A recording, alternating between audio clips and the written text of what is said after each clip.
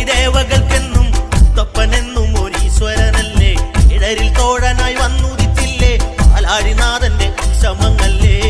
പാർവതിക്ക് പ്രാണനായുള്ള മുത്തേ